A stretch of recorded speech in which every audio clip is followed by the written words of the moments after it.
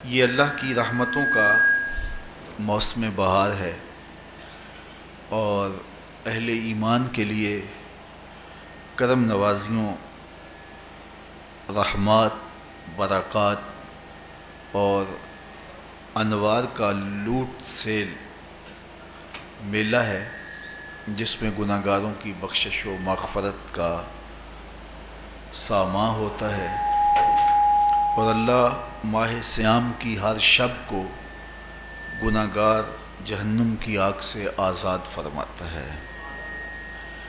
یہ بابرکت مہینہ اپنے دامن میں اتنی برکتیں لیے ہوئے جلوہ گر ہوتا ہے کہ رسول کریم صلی اللہ علیہ وآلہ وسلم نے ارشاد فرمایا، اگر لوگوں کو پتہ چل جائے کہ رمضان میں کیا ہے تو وہ آرزو کریں کہ پورا سال ہی رمضان رہے۔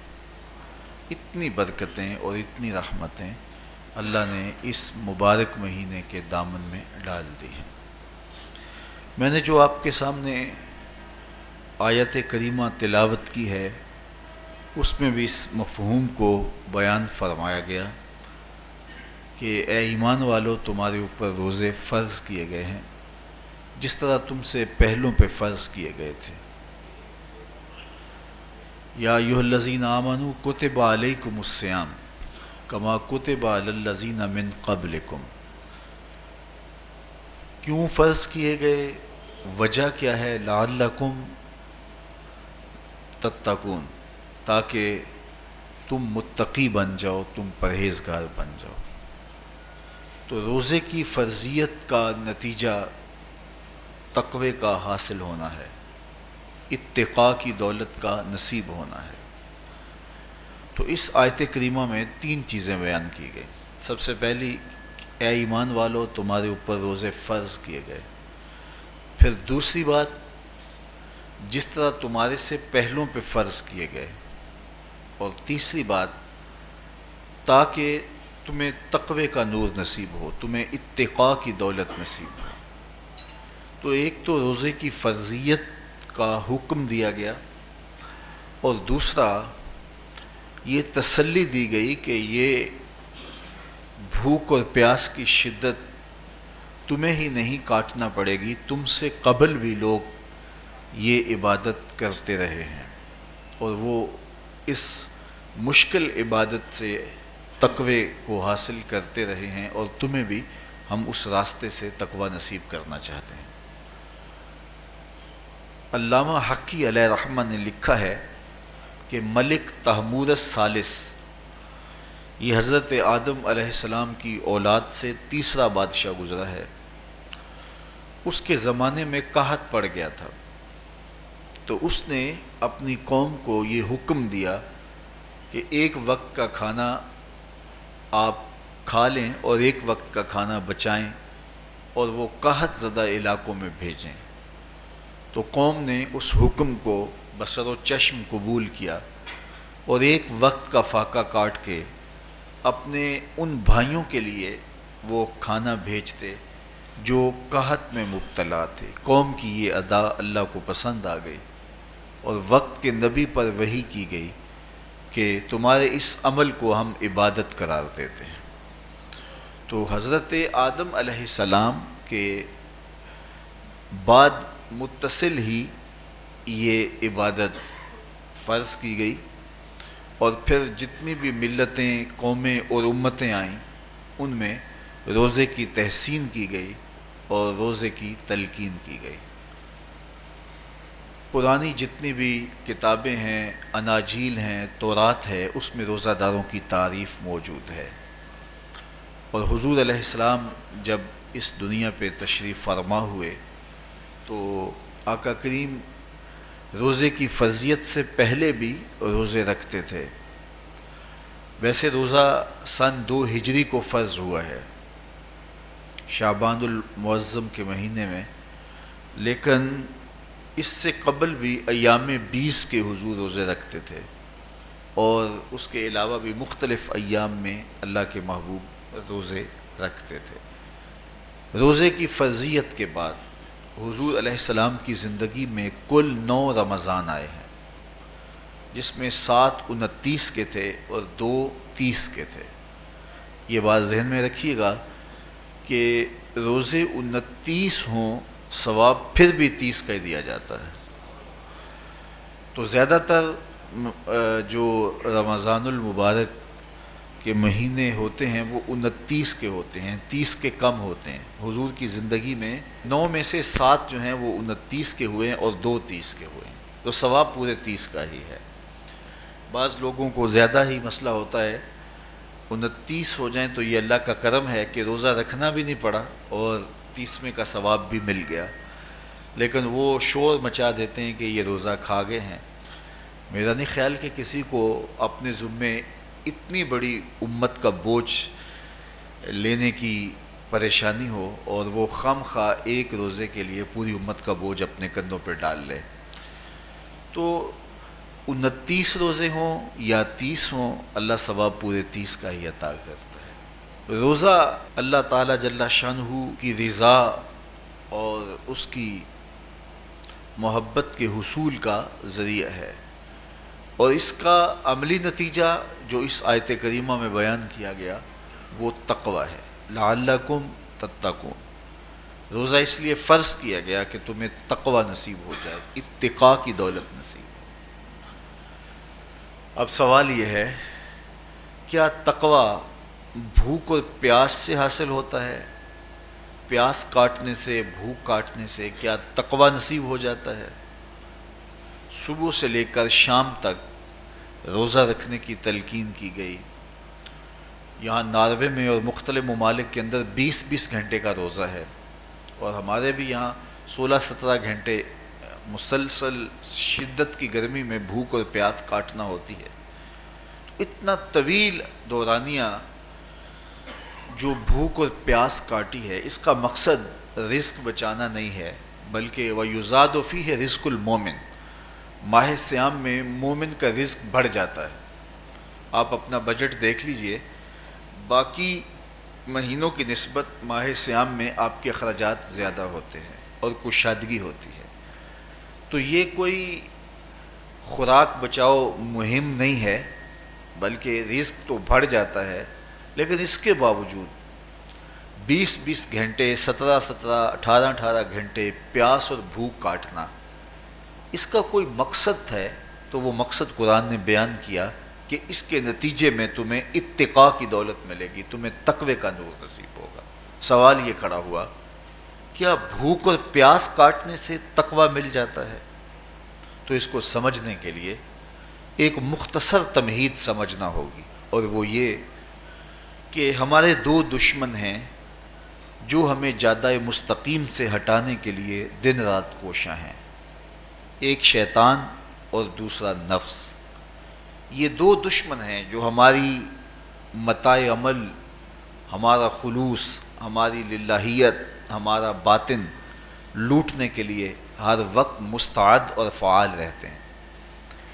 اب ان 2 دشمنوں سے ہمارے تنہا ناتواں وجود کا مقابلہ ہے، اور ان میں سے جو بڑا دشمن ہے وہ نفس ہے، کیونکہ شیطان نے جب انکار سجدہ کیا تو ہم تو یہ کہتے ہیں کہ ہمیں شیطان نے بہکا دیا، لیکن شیطان نے جب انکار سجدہ کیا اور خود بہک گیا تو اس وقت کوئی دوسرا شیطان تو نہیں تھا جس نے شیطان کو بہکایا، وہ نفس تھا جس نے شیطان کو شیطان بنایا. اس نے اندر سے کہا انا خیر منہ، میں بہتر ہوں. تو یہ انانیت جو تھی، انا خیر منہ، اس نے اس کو بہکایا. تو شیطان کو شیطان بنانے والا نفس ہے، تو نفس شیطان سے بھی بڑا دشمن ہے. ایک بزرگ تھے، وہ ساری زندگی اپنی زبان پہ انا کا لفظ نہیں آنے دیتے تھے. اس مفہوم کو بیان کرنا ہوتا تو وہ با الفاظ دیگر بیان کرتے. میں کا لفظ، انا کا لفظ وہ اپنی زبان پہ ساری زندگی انہوں نے جاری ہی نہیں ہونے دیا. کہتے تھے اس لفظ نے شیطان کا بیڑا غرق کر دیا، تو میں یہ لفظ زبان پہ آنے نہیں دوں گا.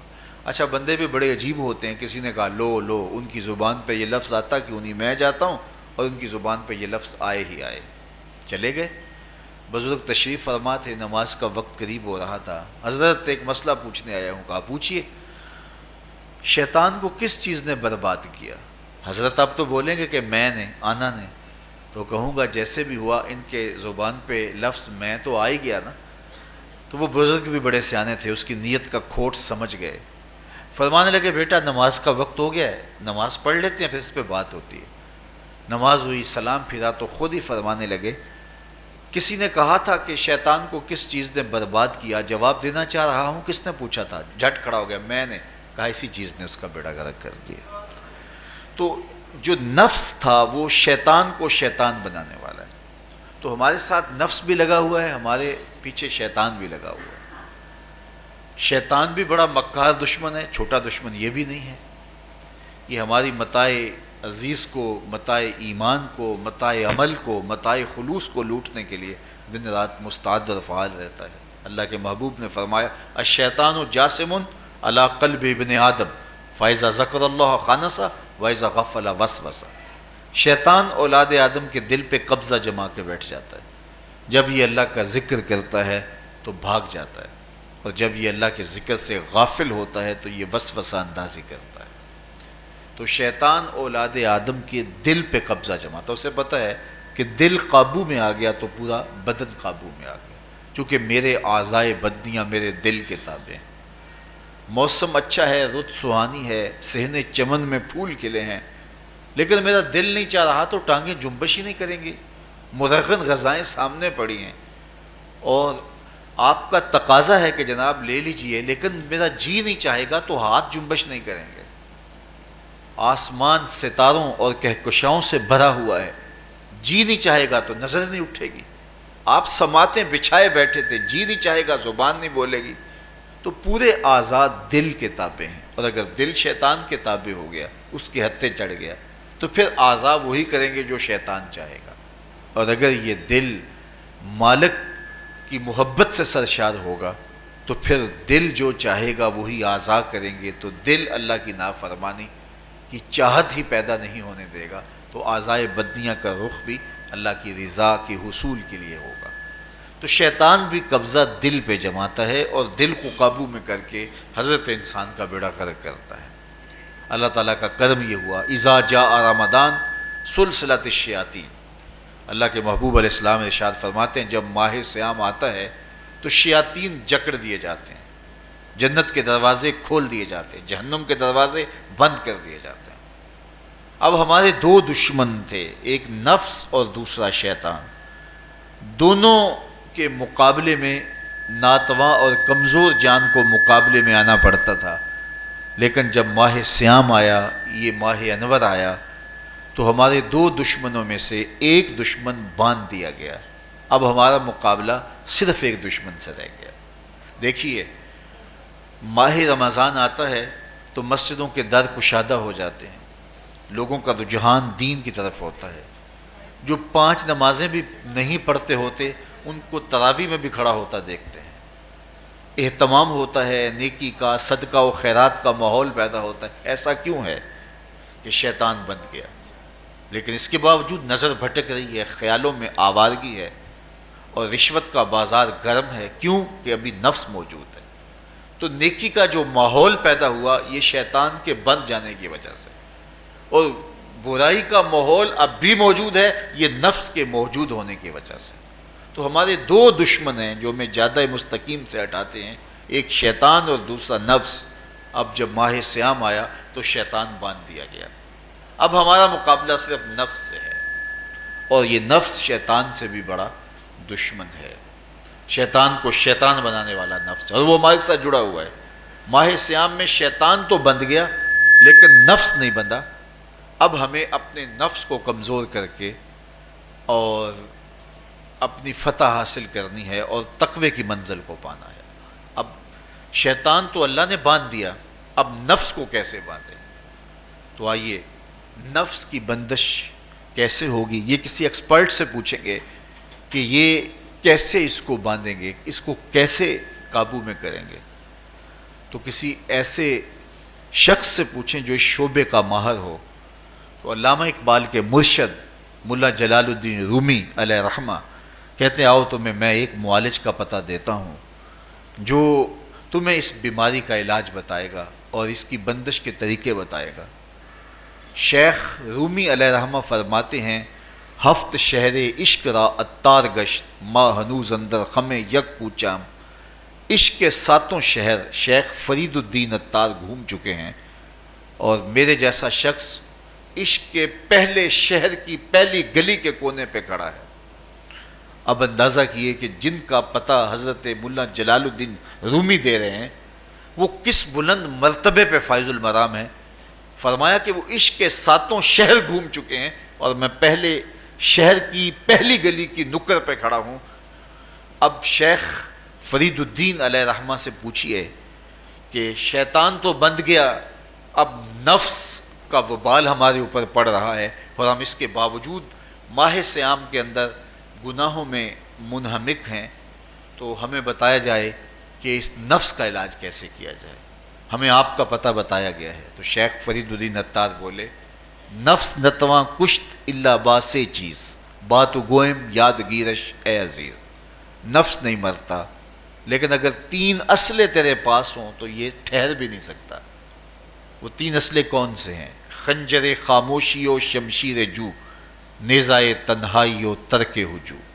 خاموشی کا خنجر، بھوک کی تلوار اور تنہائی کا نیزہ، یہ تین اسلحے ایسے ہیں اگر تو یہ لے کر کے نفس پہ ٹوٹ پڑے تو پھر نفس کا مقابلہ تیرے لیے آسان ہوگا۔ خنجر خاموشی، خاموشی کا خنجر، اللہ کے محبوب علیہ السلام نے فرمایا من صامت نجا، جو خاموش ہو گیا وہ نجات پا گیا، کیونکہ انسان کی زندگی کی زیادہ آفتیں اس کی زبان کی وجہ سے ہیں۔ آپ اپنے گناہوں کا اور میں اپنے گناہوں کا اگر احتساب کروں تو ہمیں سب سے زیادہ گناہ زبان کے ملیں گے۔ آنکھیں بھی گناہ کرتی ہیں، ہاتھ بھی گناہ کرتے ہیں، پاؤں بھی گناہ کرتے ہیں، لیکن سب سے زیادہ گناہ زبان کرتی ہے۔ جھوٹ بھی بولتی ہے، غیبت بھی کرتی ہے، شکوہ بھی کرتی ہے، گالی سب و شتم اور کیا کچھ زبان کے گناہ ہیں۔ اسی لیے اللہ کے محبوب نے فرمایا جو تمہارے دو جبڑوں کے درمیان ہے یعنی زبان، اور دو ٹانگوں کے درمیان ہے تمہاری پارسائی کی جگہ، تم ان دو چیزوں کی مجھے ضمانت دے دو، میں محمد تمہیں جنت کی ضمانت دے دیتا ہوں۔ تو انسان کے سب سے زیادہ گناہ زبان کے ہیں اور اس کی پارسائی کی جگہ کے۔ تو اس لیے میرے حضور نے فرمایا من صمت نجا، جو خاموش ہو گیا وہ نجات پا گیا۔ خنجر خاموشی، خاموشی کا خنجر نفس کشی کا ایک مؤثر ذریعہ ہے۔ اور دوسری بات بشمشیر جو، اور بھوک کی تلوار، تو بھوک سے نفس کا مقابلہ کیا جا سکتا ہے، بھوک کی تلوار سے نفس کا سر کاٹا جا سکتا ہے۔ اللہ کے محبوب کا فرمان سنیے یا معاشر الشباب من استطاع منکم الباء فلیتزوج فإنہ اغض للبصر واحسن للفرج فمن لم یستطع فعلیہ بالصوم فإنہ لہ وجاء۔ اے جوانوں کے گروہ، تم میں سے اگر کوئی نکاح کرنے کی طاقت رکھتا ہے تو وہ دیر نہ کرے، فی الفور نکاح کر لے، یہ نظر کا اور پارسائی کا محافظ ہے۔ لیکن اگر تم میں سے کوئی نکاح کرنے کی فی الحال پوزیشن میں نہیں ہے تو وہ کثرت کے ساتھ روزے رکھے۔ روزے قاطع شہوات ہیں، تو بھوک سے نفس کو جو ہے وہ روکا جا سکتا ہے، اس کو لگام ڈالی جا سکتی ہے۔ تیسری بات نیزہ تنہائی، تنہائی کا نیزہ، تو فرمایا گیا کہ العافیت فی العزلہ، کہ تنہائی کے اندر ہی عافیت ہے۔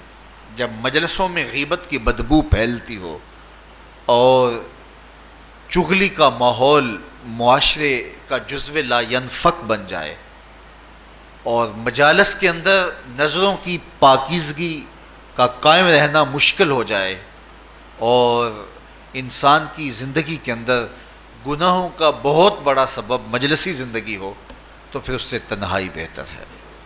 حضرت شاہ نقشبند بخاری فرماتے ہیں کہ فقیر کے لیے سب سے اچھی جگہ اللہ کا گھر مسجد ہے، یا کسی کامل صالح شخص کی صحبت ہے، اور یا پھر تنہائی ہے۔ چوتھی جگہ ہلاکت کے علاوہ اور کچھ نہیں ہے۔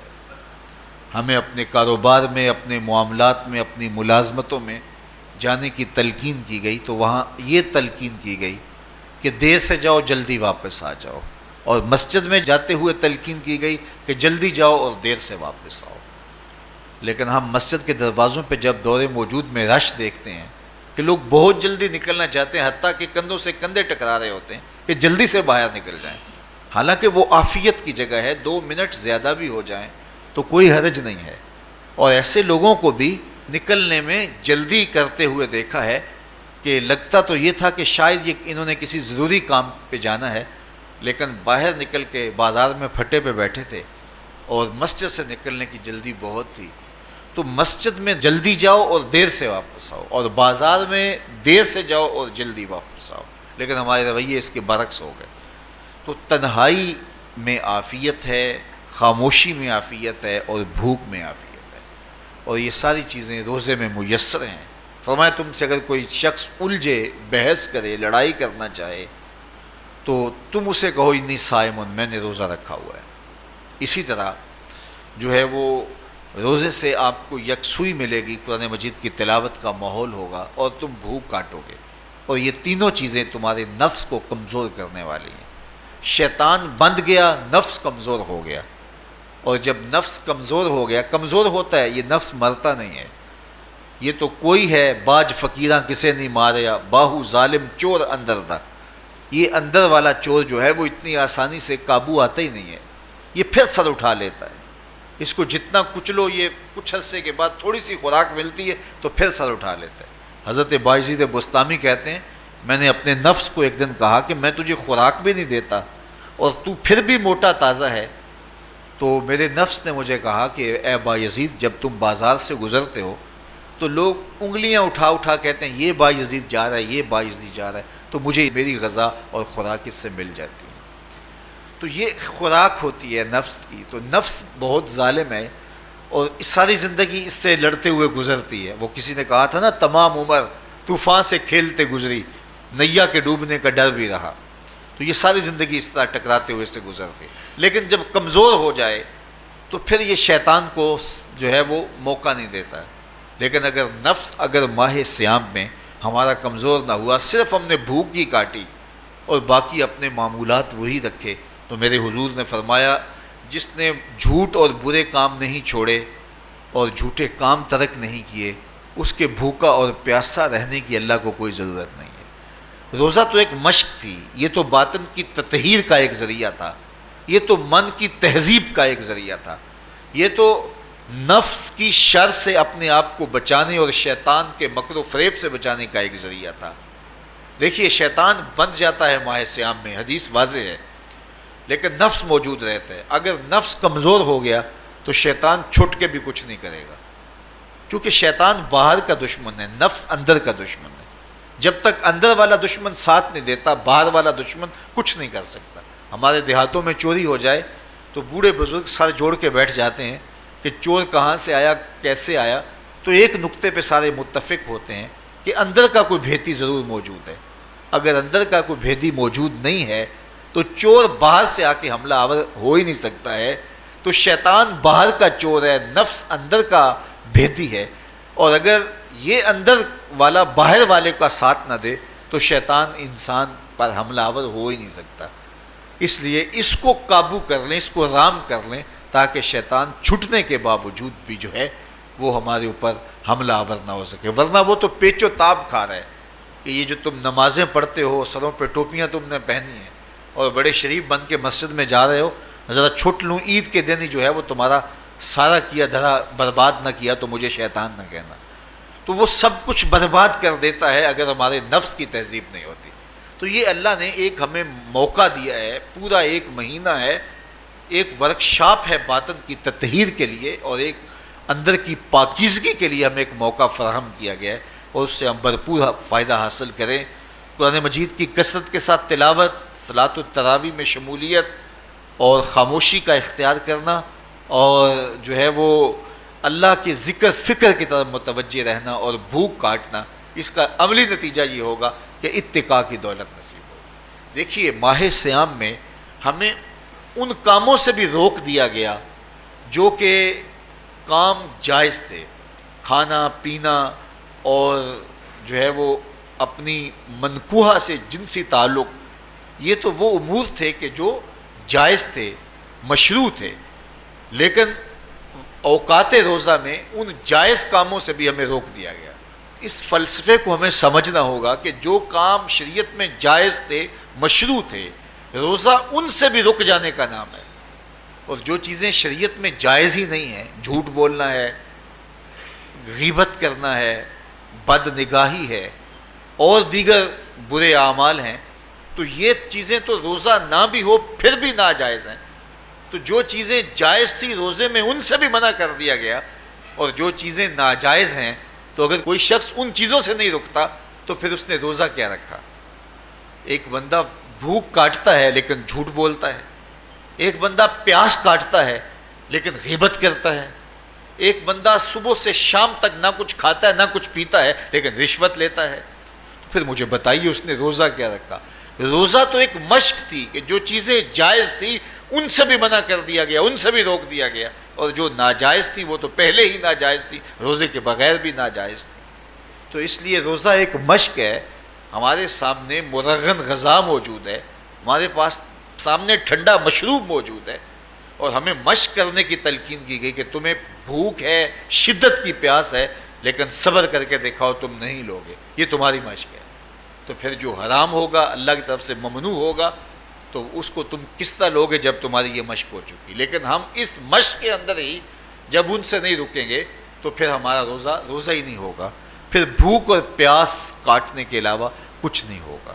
بہت سارے روزہ دار ایسے ہیں جن کا روزہ سوائے بھوک اور پیاس کاٹنے کے کچھ نہیں ہے۔ اس لیے جن چیزوں سے اللہ نے منع کیا ہے ان سے تو رکنا ہی رکنا ہے۔ جو چیزیں مشروع ہیں ان سے وقتی طور پہ روکا گیا تو ان سے بھی روک کر کے روزے کی تکمیل کی جائے۔ اچھا، روزے میں ایک اور چیز ہے کہ ہمارے صوفیاء مراقبہ کر کے ایک دولت پاتے ہیں، اور وہ کیا کہ اللہ دیکھ رہا ہے۔ وہ مراقبے میں بیٹھ جاتے ہیں اور اس تصور میں ڈوب جاتے ہیں کہ میرا اللہ مجھے دیکھ رہا ہے، اور یہ یقین اپنے اندر اتارتے رہتے ہیں۔ اس کا نتیجہ یہ ہوتا ہے کہ پھر گناہ کرنا مشکل ہو جاتا ہے۔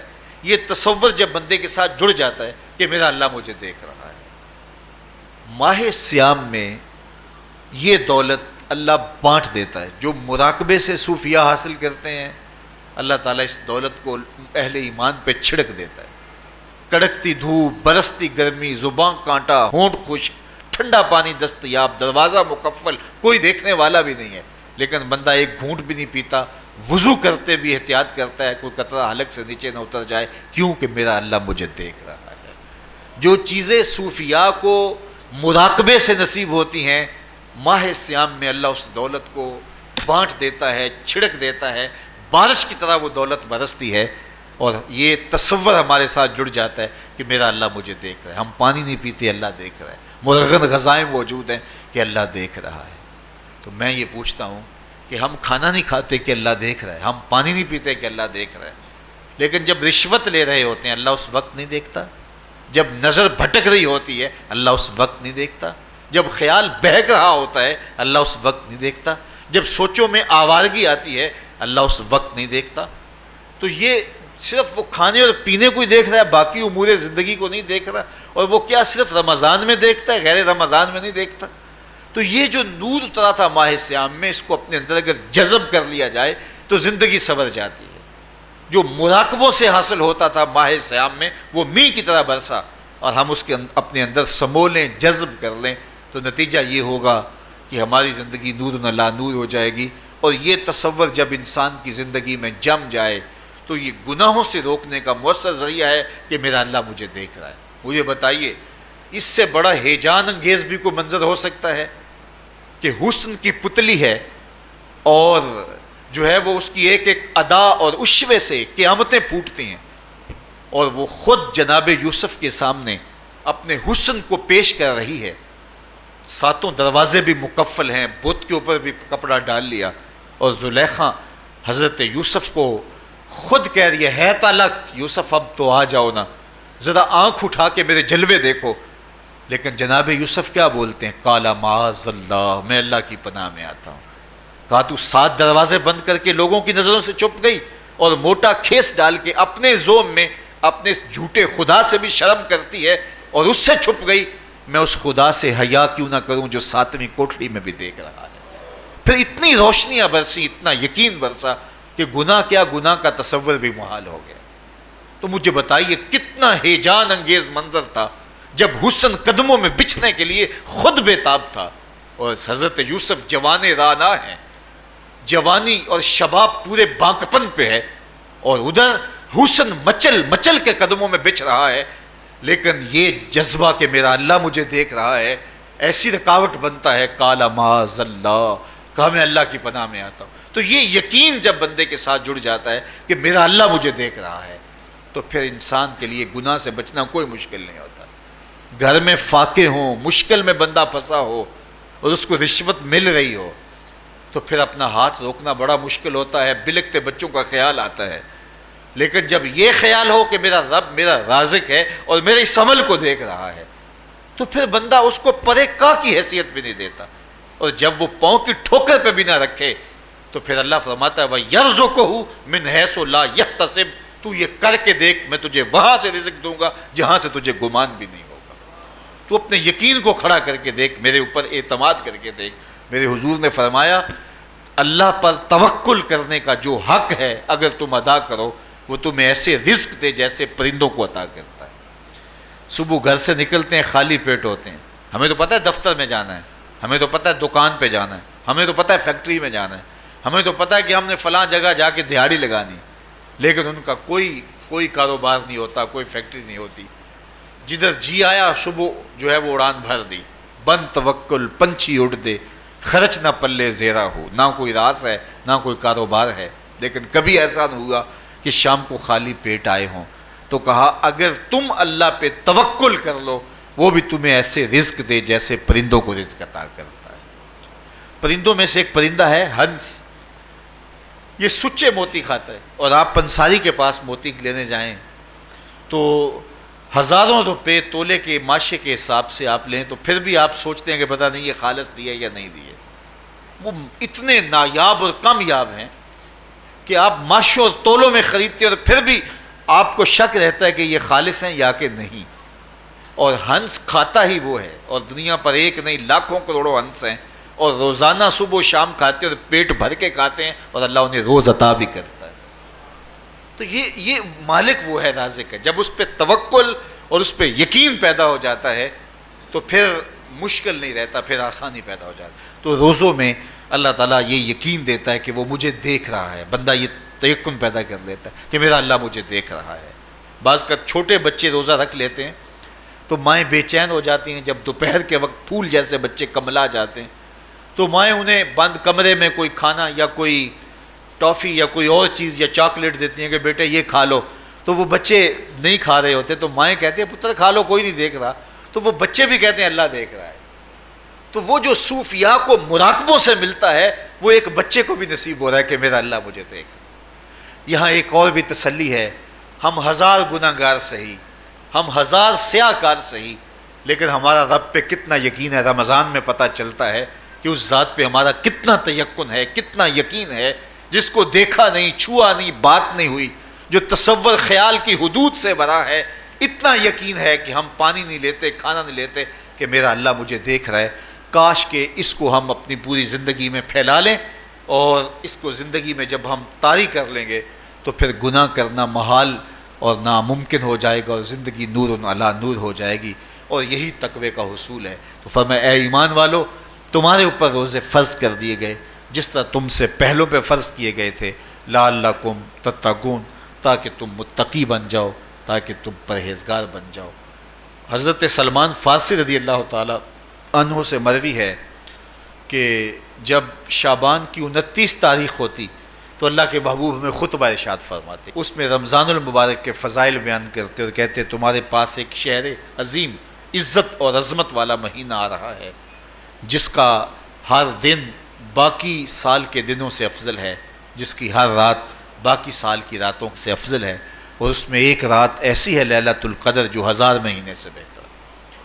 تو یہ اللہ تعالیٰ کی رحمتوں کا روپ ہے، رحمتوں کے دروازے کھول دیے جاتے ہیں، اور روزہ دار کا روزہ بالخصوص عصر کے وقت، شام کے وقت، پچھلے پہر، روزہ دار کے خالی معدے سے جو ایک بو اٹھتی ہے، مہک اٹھتی ہے، اللہ کو کستوری سے بھی زیادہ محبوب ہوتی ہے۔ اللہ اکبر۔ اور فرمایا للصائم فرحتان، فرحۃ عند فطرہ و فرحۃ عند لقاء رب. روزہ دار کے لیے دو خوشیاں ہیں. ایک خوشی اسے تب ملتی ہے جب وہ روزہ کھولتا ہے سارے دن کی بھوک اور پیاس کاٹ کے. جب شام کو ٹھنڈا اور میٹھا مشروب اسے ملتا ہے اور وہ مشروب اپنے جو ہے وہ منہ میں ڈالتا ہے، وہ معدے کی طرف اترتا ہے، تو اس کی زبان بولے نہ بولے اس کا ایک ایک انگ اللہ کی تسبیح بول رہا ہوتا ہے اور اللہ کا شکر ادا کر رہا ہوتا ہے. اس وقت اسے ایک عجیب فرحت ہوتی ہے کہ اتنا طویل لمبا روزہ تھا، شکر ہے کہ میرا روزہ تکمیل کو پہنچا. ایک روحانی مسرت، پھر روزہ کھلنے کے وقت اس کو بدنی مسرت. تو ایک فرمایا اس کو فرحت تب ملتی ہے جب وہ روزہ کھولتا ہے. وَفَرْحَةٌ عِنْدَ لِقَاءِ رَبِّ، اور دوسری فرحت اسے تب ملے گی جب روزے کے صلے میں اللہ اپنے رخ سے پردہ ہٹا دے گا اور اللہ اپنا دیدار عطا فرمائے گا. تو یہ روزے دار کے لیے خوشیاں ہیں. تو خوش نصیب ہیں وہ لوگ جو ماہ سیام کے روزے پورے خشوع و خضوع کے ساتھ رکھتے ہیں اور اس کی برکتوں سے مالا مال ہوتے ہیں. ورنہ بعض لوگ میں نے ایسے بھی دیکھے ہیں وہ چھوٹی چھوٹی بیماریوں کا بہانہ بنا کے روزہ ترک کر دیتے ہیں اور انہیں حوصلہ ہی نہیں پڑتا روزہ رکھنے کا. چونکہ الصوم و نصف الصبر، روزہ آدھا صبر ہے. میں سمجھتا ہوں، میں شوگر کا مریض ہوں اور 4 سے 5 گھنٹے اگر مجھے کچھ کھانے کو نہ ملے تو میری طبیعت میں ایسا اضطراب اور بے چینی پیدا ہو جاتی ہے کہ میں گھر والوں سے الجھنے کی کیفیت میں بھی آ جاتا ہوں. لیکن ماہ سیام میں 20 گھنٹے بھی کاٹ لیتا ہوں، لیکن میری طبیعت پہ کوئی بوجھ اس لیے نہیں ہوتا کہ میں اللہ کی رضا کو اپنے ذہن کے ایک ایک گوشے میں رکھے ہوئے ہوتا ہوں. تو یہ آدھا صبر ہے، یہ صبر سکھاتا ہے. اور پھر روزے سے جب ہم بھوک کاٹتے ہیں تو غربا، مساکین، وہ لوگ جو بیچارے بھوک اور پیاس کاٹ کے زندگی گزارتے ہیں، ان کا بھی ہمیں خیال آتا ہے کہ ہمیں تو اپنے اختیار سے چند لمحوں کے لیے بھوک کاٹنی پڑی تو اس کی کلفت اور اس کی اذیت اتنی ہے. تو جو شخص مجبوری کی وجہ سے کاٹتے ہیں اور ان کے بلکتے بچے ان کے سامنے ہوتے ہیں تو پھر ان کا عالم کیا ہوگا. تو اس سے پھر صدقہ اور خیرات کا ماحول پیدا ہوتا ہے اور ہم غربا کو اپنے ساتھ خوشیوں میں شریک کرتے ہیں. اللہ تعالیٰ جل شانہ ہمیں ماہ سیام کے روزے، صلاۃ التراویح، دیگر صالح اعمال کی توفیق دے. وآخر دعوانا ان الحمد للہ رب العالمین.